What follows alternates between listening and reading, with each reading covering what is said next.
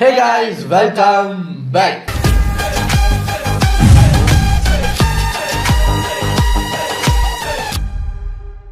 இன்னைக்கு நம்ம today trending சேனலில் பொலிட்டிக்கல் வீடியோ தான். அந்த 3வது நாள் அசம்பிளி அட்ராசிட்டிஸ் தான் பார்க்க போகிறோம். நம்ம நேற்று சொல்லியிருந்தோம் இந்த வீடியோ பார்க்குறதுக்கு தான் எக்ஸைட்டிங்காக வெயிட் பண்ணுறோன்னு. கிட்டத்தட்ட யாரோ சொல்லியிருந்தாங்க இப்போ 6 hours அந்த லைவ் ஓடினது. அவ்வளவு நேரம் பேசியிருக்காங்க மாறி மாறி. நேற்று நிறையா பேர் பேசியிருக்காங்க, நிறையா பேர் யாருன்னு தெரியாதவங்கெல்லாம் பேசியிருக்காங்க. டிஎம்கேயில் நிறையா பேர் வந்து நாங்களும் டிவிகே மெம்பர்ஸ் மாதிரி அப்படியே நகைச்சுவையாக குத்துற மாதிரி பேசுகிறோம் அப்படின்னு பேசி பல்பு வாங்கினவங்களும் புதுசாக இருக்காங்க. அதில் ஒருத்தர் எந்திரிச்சு சொன்னார், எனக்கும் மிஸ்டிக்கும் ஒரே நேரத்தில் யாரு நீங்களா அப்படிங்கிற மாதிரி இருந்தது. என்னவா அவர் சிஎம் இப்போ கலாய்க்கிறாராம். சொல்கிறாரு, நானும் அவரோட பெரிய ஃபேன் தான், நான் காலேஜ் படிக்கும்போது அவரோட படங்கள்லாம் போய் பார்த்துருக்கேன். அப்போ யோசிச்சு, நீங்கள் காலேஜ் படிக்கும் போதுன்னு பார்த்தா அவரை பார்த்தா காலேஜ் படிக்கும்போது விஜய் பிறந்தே இருக்க மாட்டார், அப்படி ஒரு ஆள். அவர் சொல்கிறாரு, நான் காலேஜ் படிக்கும்போது அவரோட படமெல்லாம் போய் பார்த்துருக்கேன் அப்படின்ட்டு. நான் யோசிக்கிறேன், என்ன இது எந்த படம்னு கொஞ்சம் சொல்லுங்கள், நாளையத்தி இருப்பா 92 காலேஜ் படித்தவர் மாதிரி தான் இருக்கார். ஸோ என்ன ஏதுன்னு தெரியல. அது மாதிரி நிறைய நேற்று ஹெவி அடி வந்து உதயநிதி அவர்களுக்கு தான். அது யாரால, நான் கூட உதயநிதி வெர்சஸ் தளபதி விஜய்னு வரும்னு பார்த்தேன். உதயநிதி வெர்சஸ் ஆதவ அர்ஜுனா. ஒவ்வொருத்தர் கேட்குற கேள்விக்கு ஒவ்வொரு எம்எல்ஏக்களுமே பதில் சொல்லிக்கிட்டு இருக்காங்க. அப்படியே ஒரு மாதிரி ஓடி ஒரு மாதிரி முடிஞ்சிருச்சு. ஸோ அதில் என்னென்ன டுடே ட்ரெண்டிங்கில் வந்திருக்குன்னு பார்ப்போம். நேற்று எந்த அளவுக்கு ஃபுட்டேஜ் அவங்க 6 hours 8 hours வீடியோ போடுறவர் இன்னைக்கு 8 minutes வீடியோ போடுறவர் இன்னைக்கு 16 minutes வீடியோ போட்டிருக்காரு. Double the time. இன்னைக்கு இல்லையா, இன்னைக்கு நடந்த மாதிரி தெரியல. 3வது நாளோட முடிஞ்சு போச்சு, தெரியல. நான் இன்னைக்கு காலையில் எந்திரிச்சதுலேருந்து சோஷியல் மீடியா பக்கம் போகலை, அதனால அது தெரியவில்லை. பட் சரி வாங்க இந்த வீடியோவை பார்த்துடலாம். இது ஒரு 16 minutes வீடியோங்கிறதுனால டக்குன்னு பார்த்துட்டு போயிடலாம். தைரியம் இருந்தா லாட்டரி நிறுவனத்திலிருந்து 900 கோடி ரூபாய் திரு மு.க. ஸ்டாலின் அவர்கள் ஏன் வாங்கினார்கள்? தைரியம் இருந்தா சொல்லுங்க.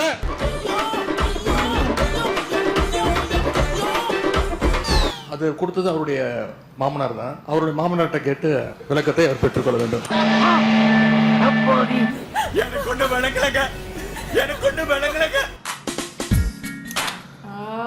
இதுல இவர் என்ன சொல்றாருன்னா, நான் எந்த பிசினஸும் நடத்தல, இவங்க ஸ்டேஜ்ல ஏறி சொல்ற மாதிரி நான் எந்த பிசினஸும் நடத்தல. அந்த 900 கோடி வாங்கினாங்கன்னா 900 கோடின்னா 90 crores 900 crores 90 கோடின்னா 90 crores 900 கோடினா 900 crores பா. இதில் உதயநிதி வந்து இப்போ பாரு உன்னை நான் எப்படி அட்டாக் பண்ணுறேன் பாரு அப்படின்ட்டு அவரோட மாமனார் தான் கொடுத்தாரு. ஸோ அவர்கிட்ட போய் கேட்டுக்க சொல்லுங்கன்னு இப்படி சொன்னால் ஆஃப் ஆயிடுவாங்கன்னு நினச்சி சொன்னார்.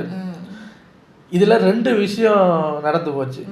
ஒன்று, மாமனாரை பார்த்து, எங்கள் மாமனாரை பற்றியா பேசுகிறீங்க, சரி இந்தா வாங்க அப்படின்ட்டு, அது அவருக்கும் அவங்க அப்பாவுக்கும் தான் தெரியும் அப்படின்னு அப்பாவை அட்டாக் பண்ணிட்டாரு. இதில் அப்பாவை அட்டாக் பண்ணதா பெரிய விஷயம்னு கேட்டால் இல்லை, கொடுத்தது அவர் மாமனார் தான் சொன்னா என்ன அர்த்தம்? அப்போ வாங்கினது கன்ஃபார்ம். ஆமா ஆமா, அப்ப இவருக்கு தெரிஞ்சிருக்கு, வாங்கினவங்கன்னு ஒத்துக்கிட்டாச்சு. அதுக்கப்புறம் இன்னொருத்தர் எழுப்பி வந்து, இங்க பாருங்க அது லஞ்சம் எல்லாம் கிடையாது, அது வந்து என்னது அன்பளிப்பு. அன்பளிப்பு எங்க? அதைத்தான் அன்பளிப்பு எங்க இது சொல்லுவாங்க. ஓ அதுக்கு இப்போ பார்ட்டி ஃபண்டுன்னு அதை இங்கிலீஷில் சொன்னால் அவங்க பிடிச்சிக்குவாங்கன்னு தமிழில் அன்பளிப்பு. 900 கோடி. 3ஆம் நாள் காலை 9:30. அப்புறம் ரொம்ப முக்கியமான விஷயம், ஒருத்தருக்கு ஒருத்தர் கோஆபரேட் பண்ணி குத்து வாங்கிக்கிறேன். அப்பதான் நீங்க போலாம். ஓகே, என்றைக்கு என் சினத்திற்கு சின்னாபண்ணமாக போகிறீர்கள் என்று தெரிய. மேகதாது அணை குறித்தும் காவேரி டெல்டா பகுதியில் குறுவை சாகுபடி பாதிப்பு குறித்தும் அரசின் கவனத்தை ஈர்க்கலாம். மாண்புமிகு எதிர்க்கட்சி தலைவர் அவர்கள். தாவேக அரசு அமைஞ்சதிலிருந்து மேகதாது அணை கட்டுதலை இதுவரை காட்டாத ஒரு வேகத்தையும் தீவிரத்தையும் இன்றைக்கு கர்நாடக அரசு காட்டி வருகின்றது. இன்னைக்கு மாடியில பிரியாவை தோத்துட்டு போனது தாவேக, காஃபியில விஷம் கலந்தது தாவேக, ஃபிஷ் டேங்க் தள்ளி உன்னை கொல்ல பார்த்தது தாவேக. நாங்க அனைத்து கட்சி கூட்டத்தை தொடர்ந்து கூட்ட வேண்டும் என்று எங்களுடைய கோரிக்கையை வச்சிருக்கிறோம். விவசாயிகள் மேல அக்கறை உள்ள ஒரு அரசு இதையெல்லாம் கேட்காமல தானாகவே செய்ய வேண்டும். மாண்புமிகு சட்டமன்ற எதிர்க்கட்சி தலைவர், சுருக்கமாக நீங்கள் கடிதத்தில் சொல்லியுள்ள அந்த பிரச்சனையை மட்டும் நீங்கள் பேசும்படி கேட்டுக்கொள்கிறேன். Simply answer my questions. அங்க ஒண்ணு இருக்கு, இவங்க extra போட்டு. இதுல ஒரு நியூஸ் பார்த்தா அது உண்மையானு தெரியல. ஏதோ 2 சேனல் நேஷனல் சேனல் மேல உதயநிதி வக்கீல் நோட்டீஸ் அனுப்பியிருக்காரு. அவரை பத்தி தப்பா அதுல நியூஸ் போட்டுட்டாங்கன்னு. எப்படி மன்னிப்பு கேட்கணும், அவங்க டெலிகாஸ்ட் பண்ண அந்த வீடியோவை நீக்கணும், ப்ளஸ் இவருக்கு 100 கோடி ரூபாய் இழப்பீடு கொடுக்கணும். 100 கோடி. அதில் ஒரு இப்போ ஒரு நல்ல ஒரு வேஷம் ஒன்று போடுறாங்க. அந்த 100 கோடி எடுத்து பாதிக்கப்பட்ட விவசாயிகளுக்கு நான் டொனேஷன் பண்ண போகிறேன். உங்களுக்கு டொனேஷன் வந்தால் 900 கோடி, விவசாயிகளுக்கு இடிக்க கொடுக்கறது 100 கோடி. 800 கோடி இடிக்கிறேன். இப்போ இங்க இருக்கக்கூடிய முதலமைச்சர் அவர்கள் என்னென்ன பேசியிருக்கிறார் என்பதை இங்கே கொஞ்சம் ரீவைண்ட் செய்து நீங்கள் பார்க்க வேண்டும். என்ன பேச்சு பேசினா தெரியுமா? ஸ்டாலின் அவர்கள் அப்பப்போ எந்திரிச்சு கடிதம் எழுதிட்டு தூங்க போயிடுவாரு. மானே தேனே பொன்மானே இது இடையில நிறுத்தினார் அவர் சபாநாயகர். கடிதம் எழுதுறது எல்லாம் வேலைக்கு ஆகாது. நான் திரும்ப ஏற்கனவே சொல்லிட்டேன். அப்புறம் நீங்கள் பேசியதை அவை குறித்து நீக்க வேண்டியது வரும். சொல்ல வந்த விஷயத்தை நேரம் சொல்ல போறியா இல்லையா? நீங்கள் கொடுத்து தான் பேச வேண்டும். அதெல்லாம் பேசுவதற்கு உங்களுக்கு மானிய கோரிக்கைகள் வருகிறது. மற்ற சமயத்தில் இப்போது அதை அனுமதிக்க இயலாது. ஐயோ, என்ன ட்ரெண்ட்ல பேசினாலும் எந்த ரூட்ல போனாலும் விடவே மாட்டேங்கிறானே, நான் என்ன பண்ணுவேன்? இந்த அரசு ஒரு புது டெக்னிக்கை ரெகுலராக ஃபாலோ பண்ணிட்டு வராங்க. உடனே ஒரு யூ-டர்ன் தேவையற்ற பிரச்சனை திருப்பும் நான் சொல்லுகிறேன். இந்த பிரச்சனையை ஒட்டி மற்றும் பேசுங்கள். எந்த ஸ்ட்ராட்டஜி இதெல்லாம் என் முன்னால் இருக்கிற பிரச்சனை தேவையில்லை. அப்ப நீ மறுபடியும் பண்ணு. மறுபடியும் முதல்ல என்னன்னு சொல்ல வரலையே. போட்டு பார்த்தா வார கணக்குல திறக்க மாட்டானுங்க போல் இருக்குது. 13 பேர் கொண்ட ஒரு குழு போகுதுன்னு திரும்பி அவர் சொன்னது உண்மையா? மீண்டும் அதையே திருப்பி நம்முடைய எதிர்க்கட்சி தலைவர்கள் அரசியல் ரீதியாக பேசி வருவது சரியாக இருக்காது. இன்னைக்கு இப்படி உயிரை வாங்குற, அடிக்கடியா ஒரு மனுஷன் கிராஸ் பண்ணா கூட பேசினா மறந்துட மாட்டானா? மாண்பு எதிர்க்கட்சி தலைவர்கள், உங்கள் பேச்சை நீங்கள் முடித்துக் கொள்ளுமா நான் போட்டு கேட்டுக்கொள்கிறேன். சாரி, ஏன் மிஸ்டேக் தான். சாரிண்ணே. முழு பயிர்கள் நான் இதெல்லாம் அனுமதிப்பதாக இல்லை. கொடுத்த டைம்ல பேச வந்ததை பேசணும். மானே தேனே பொன்மானே, அவர் லெட்டர் எழுதி தூங்குறாரு, இவங்க என்ன பண்றாங்க தெரியும். உங்களுக்கு அதுக்கு டைம் கொடுப்பாங்க சார். உங்களையெல்லாம் பேச விடாமலே 6 ஹவர்ஸுக்கு ஷோ நடத்திருக்கீங்கன்னா, பேசுனா ஷோன்னே வருது பாருங்க வாயில. 6 ஹவர்ஸுக்கு அசம்பிளி நடத்திருக்கீங்கன்னா, இதில் ஒரே ஒருத்தவங்க தான் நம்ம கேப்டன் அவங்களோட ஒய்ஃப் பிரேமலதா அம்மா மட்டும்தான் எழும்பி பேசும்போது சொன்னாங்க, இந்த கேமராமேன் பாவம் அப்படியே நின்ற இடத்துல நின்றுக்கிட்டு இருக்காங்க, இயற்கை உபாதைக்கு கூட போக முடியாமல் இருக்காங்க, அவங்களுக்கும் கொஞ்சம் ரெஸ்ட் கொடுத்து ஷிஃப்ட் பண்ணி விட்டீங்கன்னா நல்லா இருக்கும்னு அவங்க மட்டும் தான் பார்த்துருக்காங்க. இவங்கெல்லாம் அப்படியே நிற்கிறாங்க 6 ஹவர்ஸுக்கும்.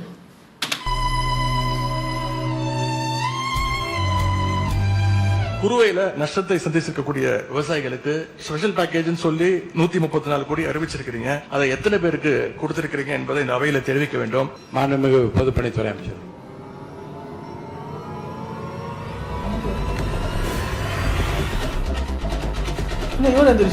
மாண்புமிகு முதலமைச்சர் அவர்கள். காவிரி நமக்கு உயிர் ஆதாரம், நம்மளோட உணர்வு ரீதியான ஒண்ணு. அதை வச்சு அரசியல் பண்ற எண்ணம் துளி கூட நம்ம அரசுக்கு இல்லை. நான் நினைச்சா பண்ணலாம், ஆனா பண்ண மாட்டேன். கர்நாடகாவில் சில அணைகள் கட்ட ஆரம்பிச்சதை பத்தியும் இதே அவையில 1969ல ஒரு விவாதம் நடந்திருக்கு. அப்போ நீர்வளத்துறை அமைச்சரா இருந்தது யாரு? வேற யாரு? நான் தான். அப்போ நீர்வளத்துறை அமைச்சரா இருந்தது யாரு? அப்ப அணை கட்ட விட்டது ஏன்னு கேட்டு அந்த மாதிரி சீப் பாலிடிக்ஸ்லாம் நான் பண்ண விரும்பல. அது நம்ம நோக்கமும் இல்லை. ஏன்னா காவிரி பிரச்சனையில சம்பந்தப்பட்ட 2 மாநிலங்களும் ஒன்றிய அரசும் உட்கார்ந்து முடிவெடுக்கணும்னு 1969லயே இந்த சபையில பேசி இருக்கிறாங்க. அதுக்கப்புறம் நிலைமை வேற மாதிரி எல்லாம் போயிடுச்சுன்னு நம்ம எல்லாருக்குமே தெரிஞ்சதுதான்.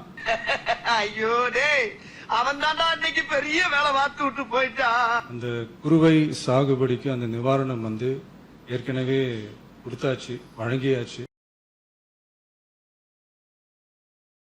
இது அரசியலே நாங்கள் தான் அப்படின்னு சொல்லிக்கிறவங்களுக்கு இது எப்படி தெரியாமல் போச்சுன்னு எனக்கு தெரியல.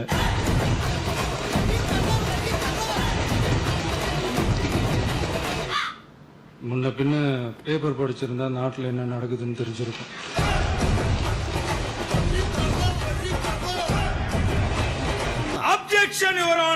ஸ்பெஷல் பேக்கேஜ்னா நீங்க கொடுத்தது 134 கோடி கொடுத்தீங்க. அது அனைத்து அரசுலயும் கொடுக்கறக்கூடிய ஸ்பெஷல் பேக்கேஜ் தான். இப்ப வறட்சி நிவாரண நிதி அவங்க கேக்குறாங்க. இது ரெண்டுத்துக்கும் வித்தியாசம் தெரிஞ்சுக்க வேண்டும்.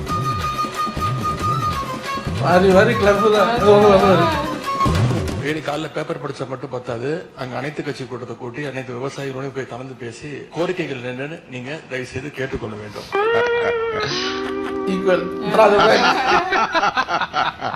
எதிர்கட்சி தலைவர்கள் இப்போது வறட்சி நிவாரணத்தை பற்றி சொன்னார்கள். செப்டம்பர் இறுதி வரையிலும் பார்த்துவிட்டு தான் வறட்சி நிவாரண பணிகளை ஆற்றுவது வழக்கம். அவை குறிப்பிட விரும்புகிறேன்.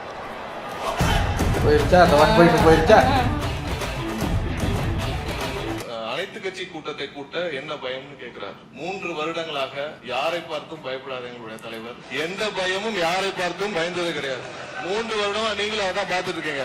இனிமேலுக்கெல்லாம் பயப்படுற மாதிரி இல்ல. தேவையில்லாம பிதியாயி நாயா சாகணும். போரடிச்சு போச்சியா போயா. எதிர்கட்சி தலைவரை பார்த்து ஒரே ஒரு கேள்வி, விளக்கத்தை இங்க பதிவு செய்யணும். 3 முறை உச்ச நீதிமன்றத்தில் திமுக தலைமையான அரசு மேகதாது அப்பீல ஏன் தோத்தாங்கிறத எதிர்கட்சி தலைவர் சொல்லட்டும். இதுக்கு பதில் சொல்லுங்க சார். மீண்டும் மறுசீராய்வு போட்ட போது உச்சநீதிமன்றத்தை சொல்லி தள்ளுபடி அல்ல, நீங்கள் கொஞ்சம் அவகாசம் எடுத்துக்கொண்டு வர வேண்டும் என்று சொன்னார்களே தவிர முழுமையாக சொல்லவில்லை.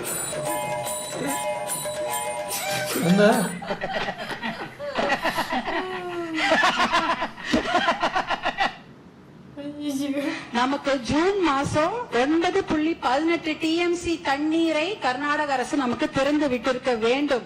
ஆனால் கடந்த ஜூன் மாதம் அவங்க திறந்து விட்ட தண்ணீருடைய அளவு 2 டிஎம்சி தான்.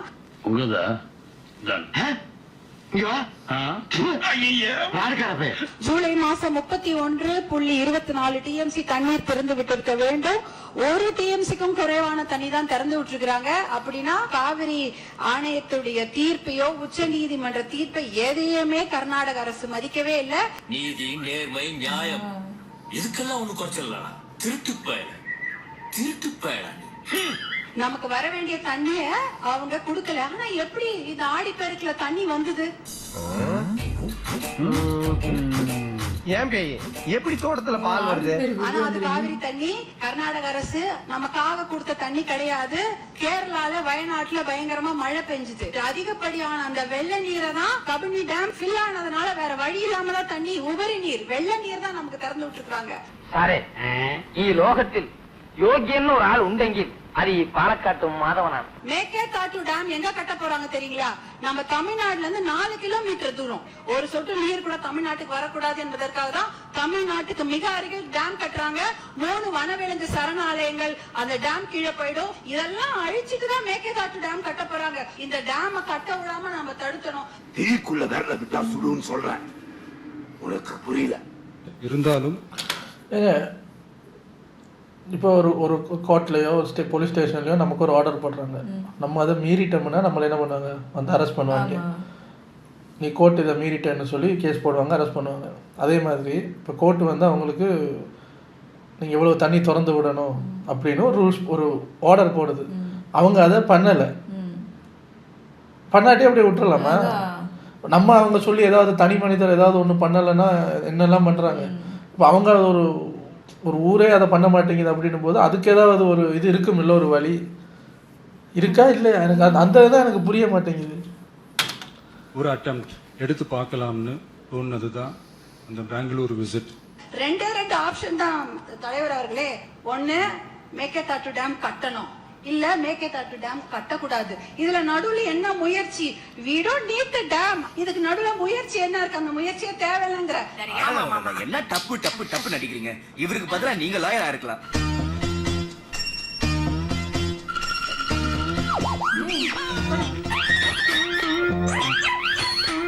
நீங்களும் ஒரு சீனியர் மோஸ்ட் பீப்புள் இந்த ஹவுஸ். வெளியே செய்திகள், சோசியல் மீடியா, அதுல இருந்து கொஸ்டின்ஸ் ரைஸ் பண்றதே தவறான விஷயம் நான் நினைக்கிறேன். இந்த சோசியல் மீடியாவில் வர்றதை பத்தி சொன்னாங்க.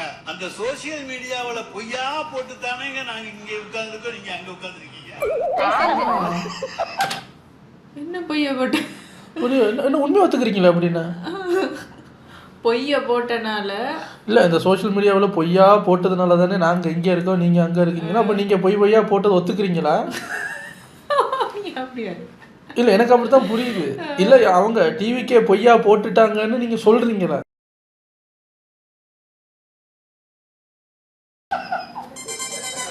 வேற ஏதாவது சொல்லுங்க. அது அவை குறிப்பு நான் நீக்கிட்டேன். இல்ல அதை நீக்கிட்டாரு. இல்ல தெரியும். நான் சொன்னது ஒன்னே ஒன்றுதான். சோசியல் மீடியாவில் வந்தனாலதான் இப்படி வந்து சொன்னேன். சோசியல் மீடியா எல்லாமே கையில் வச்சிருந்தனால நீங்க அங்க இருக்கிறீங்க, நான் இங்க இருக்கிறேன். சோசியல் மீடியா எங்களுக்கு இல்ல, உங்களுக்கு தான். இவரெல்லாம் யாருன்னே தெரியல. புது என்ட்ரி நேத்து.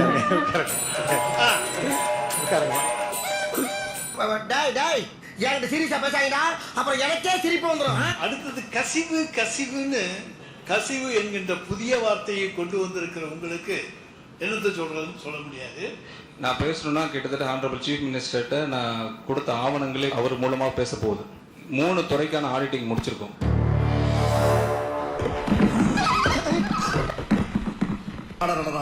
நீங்க கேக்குறீங்களா கசிவுன்னு, அந்த லீக்கேஜஸோட ரிப்போர்ட் எல்லாம் தலைவரோட டேபிள் முன்னாடி இருக்கு.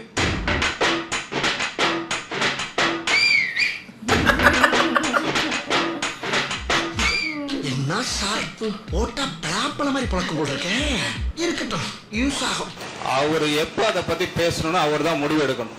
நீங்க கேட்கக்கூடிய இந்த கேள்விகள் இந்த நேரத்துல கண்டிப்பா கேட்பீங்கன்னு அவரு முன்கூட்டியே கணிச்சு வச்சிருக்காரு நினைக்கிறேன். பிஃபோர் த அசம்பிளி கமெண்ட்ஸ் எனக்கு ரிப்போர்ட் வேணும்னு அவர் எங்கள்கிட்ட கேட்டுட்டாரு.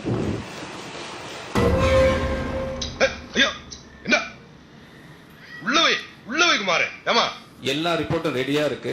லாஸ்ட் அசம்பிளி செஷன்ல பார்ட்டி என்ற ஒரே வார்த்தையில எல்லாம் எழுந்து போனீங்க.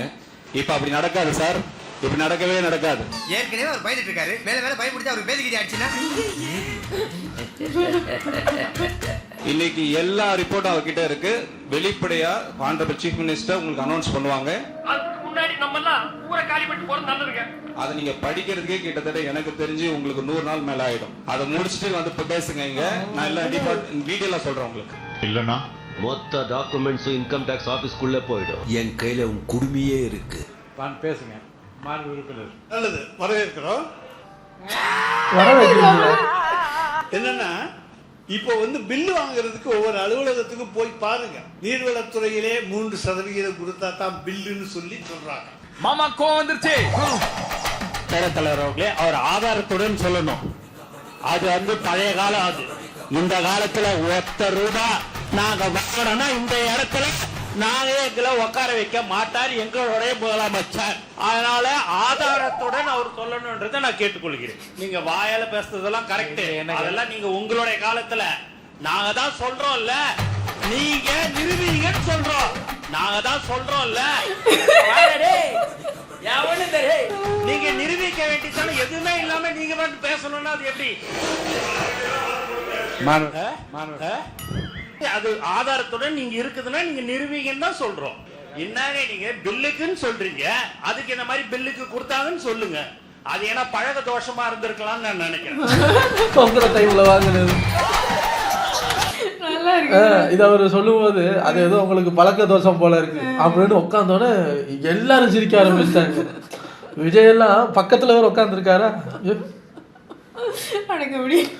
எல்லாரும் சிரிக்கலாம். சிஎம் சிரிச்சா அது ஹைலைட் ஆகும். அவருக்கு சிரிப்பு அடக்கவும் முடியல, இருக்காரு அவரு. நல்லா இருந்திருக்கு போல நேத்து. நிறைய பேர் பேசினாங்க. மக்களின் வரிப்பணத்தில் இருந்து 1 பைசாவும் தொடமாட்டோம், தொட்டால் விடமாட்டோம், இதற்கு முன் தொட்டவர்களையும் விடமாட்டோம். ஐயா, சனிக்கிழமை அன்னைக்கு பனையூர்ல நடக்கிற அந்த வாரச்சந்தையில போய் பாத்தீங்கன்னா இதுக்கு என்னென்னாலும் தொட்டவங்களோ அவங்க தாங்க வந்துகிட்டு இருக்காங்க. அவர் கேள்விக்கு பதில் சொல்லுங்க மாமா. அவர் சொல்லுகிற போது பனையூரை பற்றி சொன்னார். நீங்களும் அங்கே இருந்து நான் இங்கே மாறி இருக்கிறேன் என்பது நாடறியும். யாராரு வந்திருக்காங்கன்னே தெரியும்.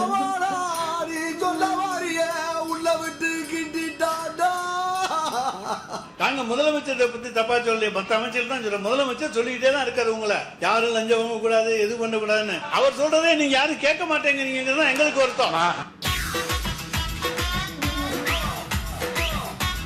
இவர்தான் இருக்கிறார் எங்களுடைய தலைவர் என்று கேட்டவர்களுக்கு சொல்லுகிறோம், மகளிர் உரிமை தொகை வாங்குகிற ஒவ்வொருவருடைய உள்ளத்திலும் இருக்கிறார். புதுமை பெண் திட்டம், தமிழ் புதவன் திட்டம், இவற்றிலே பயனடைந்திருக்கின்ற பயனாளிகளுடைய உள்ளத்திலே இருக்கின்றார்.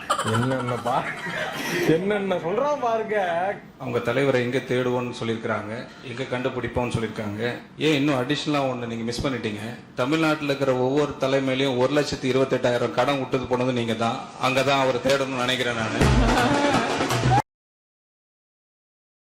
ரிலாக்ஸா இருங்க சார், ரிலாக்ஸா இருங்க. நீங்க கத்துறதுனால பிரயோஜனம் இல்லை சார். நாங்கள் 1,28,000 ஒரு தனிநபர் கடன் என்று சொன்னால், நீங்கள் 60 நாட்களுள்ளாக 20,000 கோடி கடன் வந்திருக்கிறது. எனவே சபாஷ், இப்படி சொன்ன உடனே சேரில் தட்டுறீங்கல்ல, அதான் இப்போ நாங்கள் இத்தனை வருஷத்தில் ஒரு சிட்டிசன், அங்கே இருக்கிற சிட்டிசனில் ஒரு ஆள் தலைக்கு 1,28,000 ரூபா கடன் வாங்கி வச்சுருக்கோம்னு சொல்கிறீங்க. ஸோ அதெல்லாம் சேர்த்தா எத்தனையோ 1000 கோடி கடன். அப்போ இப்போ நீங்கள் வந்தோடனே அப்போ இத்தனை 1000 கோடி கடன் இன்க்ரீஸ் ஆகிருக்கே அப்படின்னா அதை தானே சொன்னாங்க. கஜானாவை நக்கி தொடச்சிட்டு போயிட்டாங்க. அப்போ இவங்க வந்தோடனே செய்கிறதுக்கு இருந்தால் தானே செய்கிறதுக்கு. அப்போ எங்கே இருந்து காசு வாங்குறது? அப்போ கடன் வாங்கி தான் ஆகணும்.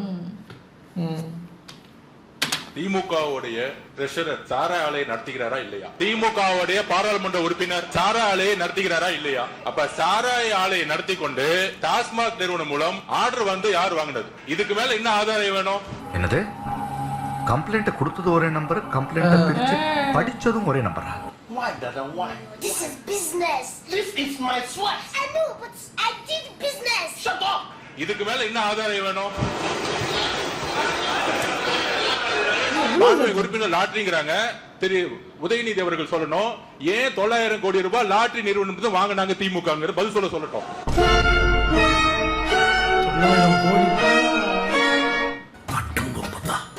பதில் சொல்லுங்க. தைரியம் இருந்தா லாட்டரி நிறுவனம் 900 கோடி ரூபாய் திரு மு.க. ஸ்டாலின் அவர்கள் ஏன் வாங்கினார்கள்? தைரியம் இருந்தா சொல்லுங்க. What? 10 crores. What are you talking? Shit. 10 கோடி. Oh my God. நம்முடைய அமைச்சர் அவர்கள் திமுக ஏன் லாட்டரி நிறுவனம் என்று வாய் கொளருதா இல்லையா? தண்ணி குடிக்கலாமா இல்லையா? எங்கடா ஃபண்டு வாங்கினாங்க அப்படின்னு கேட்குறாரு. அது கொடுத்தது அவருடைய மாமனார் தான். அவருடைய மாமனார்கிட்ட கேட்டு விளக்கத்தை அவர் பெற்றுக்கொள்ள வேண்டும். அது அவரும் உங்க அப்பாவுக்கு மட்டும்தான் தெரியும். உங்க அப்பா கிட்ட தான் கேட்கணும், எனக்கு தெரியாது. உண்மையை சொல்றவங்க தெய்வத்துக்கு சமம் சொல்லுவாங்க. அப்பா எங்க காரணம், வீட்டுக்கு போய் உங்க அப்பாட்ட கேளுங்க. உங்க அப்பா கரெக்டா சொல்லுவாரு. ஏன் வாங்கினாரு உங்க அப்பா சொல்லுவாரு. வாங்கினவருக்கு தான் தெரியுடா. எல்லா மேட்டரும் ஒவ்வொன்னா வெளியே வர ஆரம்பிச்சிருச்சே. இவனுக்கு முகரக்கட்டையெல்லாம் பார்த்தாக்க அவ்வளவு நல்ல மாதிரி தெரியலடா. இது நல்லா இருக்கு. அதாவது இவர் இந்த கட்சியில தான் முதல்ல இருந்திருக்காரு. அப்பா கொடுத்ததா இப்போ ஏன் வாங்குற உடனே இவர் ஐயோ போட்டுட்டானே, சரி நம்மளே மாட்டி விட்டுருவோம். அவர் மாமனார் தாங்க கொடுத்தாரு. அப்போ வாங்கினது ஒத்துக்கிறீங்க? மாமனார் தாங்க கொடுத்தாரு. இவர் எனக்கு தெரியாது, எங்க மாமனார் கொடுத்தாரு. உங்க அப்பார்ட்ட போய் கேளுங்க. உங்க அப்பா இங்க இல்ல, அதனால வீட்டுல போய் கேட்டீங்கன்னா அவர் சொல்லுவாரு. அந்த உதயநிதிக்கு பக்கத்துல ஒருத்தர் உட்காந்துருப்பாருல்ல, அவர் எந்திரிச்சு, மாண்புமிகு அவர்களே, இந்த அவையிலே இல்லாத ஒரு நபரை பற்றி, எங்கள் தலைவரை பற்றி நீங்கள் அவையிலே இல்லாத நபர்களை பற்றி பேசக்கூடாது என்று சொன்னீர்கள். இப்பொழுது அவர் அந்த அவையிலே இல்லாத எங்கள் தலைவரை பற்றி பேசுகிறார். இதை அந்த கோப்பிலிருந்து நீக்குமாறு கேட்டுக்கொள்கிறேன். அதுக்கப்புறம் என்ன எதுவும் நடக்கலை. நான் என்ன நினைக்கிறேன் அப்படின்னா, ஆதவர்ஜுனா எழுப்பி மறுபடியும் சொல்லியிருக்கணும், மரியாதைக்குரிய சபாநாயகரே, இந்த கூட்டத்தில் எங்க மாமனார் எங்க உட்கார்ந்துருக்காரு கொஞ்சம் காட்டுங்கள். இப்ப எங்க கூட்டத்துக்குள்ள மாமனார் இருந்திருந்தா அவரை பத்தி உதயநிதி பேசியிருக்காரு.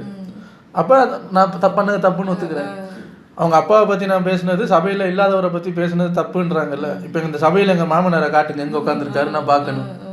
900 கோடி வாங்கினியா, தைரியம் இருந்தா சொல்லுன்ட்டாங்க. ஆக்சுவலி இந்த இடத்துல அவங்க ஓட வேண்டியது, ஆனா ஓட முடியாது. ஏன்னா இன்னைக்கு கண்ட்ரியில் நடக்கிற பிரச்சனைகளை பற்றி பேசுறதுக்கு வந்திருக்காங்க. அதுலேயும் இந்த கட்சி ஓடிடுச்சு அப்படின்னா மக்கள் சப்போர்ட் இறங்கிடுங்கிறதுக்காக இன்னைக்கு எவ்வளோ அடித்தாலும் இருந்து வாங்கிட்டு தான் போகணுங்கிறதுக்கு உட்காந்துருக்காங்க. இப்போ 900 crores பற்றி சொல்லுங்க அப்படின்னோடனே சரி என்ன பண்ணுறது, உங்கள் மாமனார் தான் கொடுத்தாருன்னு கேஸ் அவர் பக்கம் திருப்பி விட்டுருவோம்னு பார்த்தாரு. அவர் சொல்லிட்டார் எனக்கு தெரியாது, உங்கள் அப்பாவுக்கு தான் தெரியும், அவர்கிட்ட போய் கேளுங்க அப்படின்ட்டார். அப்போ வாங்கினது உண்மை.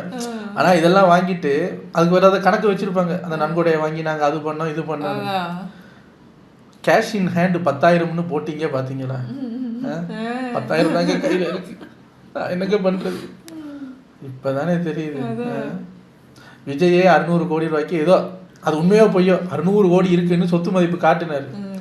கேஷ் இன் ஹேண்ட் 10,000 நீங்கள் பார்த்தீங்களா? அங்கே நிற்கிறீங்க நீங்கள். கார் கூட எனக்கு சொந்தம் இல்லை. கையில் இருக்கும் இருப்பு 10,000, பேங்க்கில் இருக்கும் பருப்பு 40,000ன்னு போட்ட குரூப்.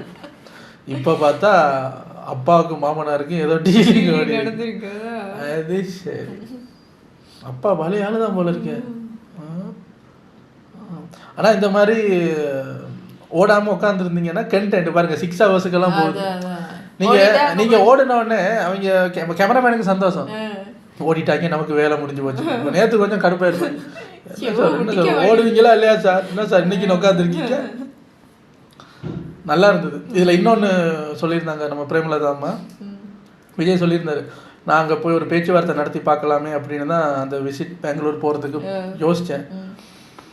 அங்கே போய் எனக்கு ஏதாவது அவமானம் நடந்திருந்தாலும் தமிழ்நாடு மக்களுக்காக அதை ஏற்றுக்கிட்டு போயிருப்பேன்.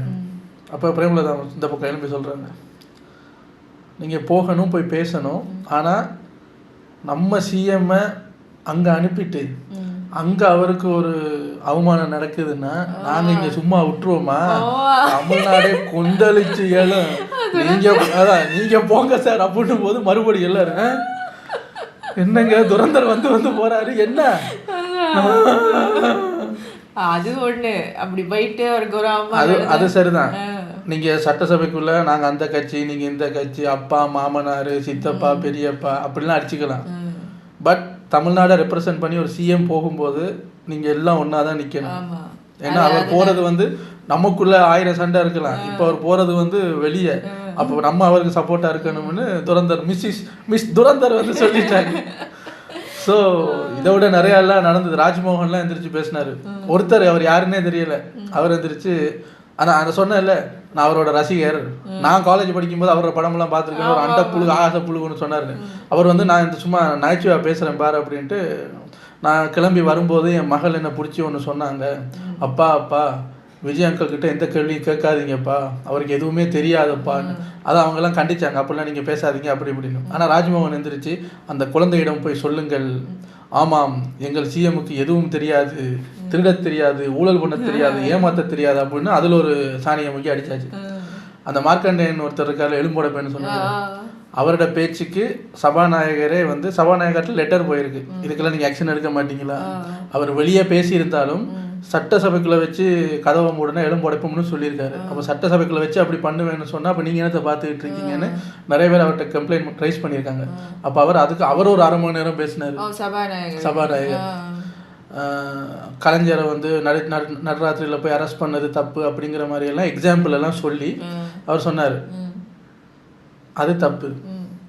அப்போ எதிர்கட்சியிலேருந்து சொல்கிறாங்க, அவர் சொல்கிறார் என்னன்னா, நாங்கள் அவர் போலீஸ் விசாரணை முடியட்டும், இங்கேயும் விசாரித்து நான் இங்கேயும் ஆக்ஷன் எடுப்பேன். அப்போ அங்கேருந்து சொல்கிறாங்க, அது எப்படிங்க ஒரு கேஸ் மேலே ஒரு கேஸுக்கு நீங்கள் எப்படி போலீஸில் ஒரு ஆக்ஷன் இதுக்குள்ளே ஒரு ஆக்ஷன் எடுப்பீங்கன்னு அவர் சொல்கிறார். அதெல்லாம் எடுக்கலாம், அது எனக்கு ரைட்ஸ் இருக்குது, மூடிட்டு உட்காரு, நான் எடுப்பேன், எடுத்து அந்த டிபார்ட்மெண்ட்டுக்கு அனுப்புவேன் அப்படின்ட்டாரு. உடனே அப்போ நான் நினச்சா அவர் இல்லை போலன்னு பார்த்தா அவர் பின்னாடி தான் உட்காந்துருந்துருக்காரு. பேசினவர் எந்திரிச்சு, நான் அந்த ஊருக்காரன், அந்த ஊரில் கொஞ்சம் இப்படிதான் பரபரவென்று பேசுவோம். அப்போ சபாநாயகர் சொன்னார், இப்படி யாராவது பேசுனா அந்த கட்சியோட தலைமையில் போய் நீங்கள் அவங்களுக்கு சொல்லுங்கள், உங்கள் கட்சிக்காரவங்கள வாயை பற்றிட்டு இருக்க சொல்லி அந்த தலைமை தான் சொல்லணும்னு கொஞ்சம் குத்தியும் பேசிட்டாரு. அதோட பேர் சொல்லாமல், இப்போ எலும்போடைப்பேன்னு சொன்னது வயலன்ஸ், அந்த பேர் சொல்லாமல் இன்னொன்று சொன்னார், இந்த வயலன்ஸாக பேசுறது, அப்புறம் ஆபாசமாக பேசுறது, இதெல்லாம் பண்ணாதீங்க. மொத்த இந்தியாவும் மொத்த உலகமும் நம்மளை பார்த்துக்கிட்டு இருக்கு லைவ்ல, அதில் ஆபாசமாக பேசுறது, அது பேசுறது. இன்னொன்று மனசில் கேட்டுக்குங்க, நீங்கள் பேசின வார்த்தையை வீட்டுக்கு போய் உங்கள் தங்கச்சி கிட்ட, பொண்ணுக்கிட்ட, அம்மா கிட்ட, ஒய்ஃப் கிட்ட நான் இப்படி பேசினேன், அது சரியா இருக்கான்னு கேளுங்க. அவங்க சரின்னு சொன்னா மனசாட்சியோட நீங்க ஆமா நான் செஞ்சது சரிதான்னு தில்லா சுத்தலாம் அப்படி சொல்லிட்டாரு அவரு. அதுக்கெல்லாம் அவங்க எந்திரிச்சு ஓடி இருக்கணும். ஆனா இன்னைக்கு ஓட முடியாது, அவங்கள கட்டி போட்ட மாதிரி. ஸோ இதுக்கு வந்து உதயநிதியோட பேரை சொல்லாம அந்த வயலன்ஸ் ஸ்பீச்சோட ஆபாச பேச்சையும் சேர்ந்து இப்படி ஒரு இது போட்டுட்டாரு. உடனே அவர் எந்திரிச்சு நான் இந்த ஊருக்காரன் கொஞ்சம் அப்படித்தான் பேசுனேன், அது இதுன்னு போலீஸ்ல வச்சு கும்பிருப்பாங்க போல இருக்கு. கொஞ்சம் பம்புறாரு. கடைசியில் எப்படி முடிச்சாருன்னா, நான் சிறையில் இருக்கும் பொழுது உதயநிதி, அவருடைய அப்பா, அவங்க தங்கச்சி அவங்கெல்லாம் வந்து என்னதான் இருந்தாலும் ஒரு சிஎம்ஐ பார்த்து நீங்கள் அப்படி பேசியிருக்க கூடாது அப்படி என்று எனக்கு அறிவுரை சொன்னார்கள். அறிவுரை சொன்னவங்க உங்களை அரெஸ்ட் பண்ணதுக்கு வந்து கண்டனம் தெரிவிச்சாங்களே, இதுக்கு எங்கேயா? இப்போ சபாநாயகரே அந்த தலைமையில தான் அப்படி உங்களை திருத்தி இருக்கணும்னு சொல்லும்போது தலைமையை விட்டு கொடுக்காம ஆமா என்னிடம் வந்து சொன்னார்கள் அப்படின்னு இப்போ நீங்கள் பொய் சொல்றீங்க மாதிரியே எனக்கு தோணுது.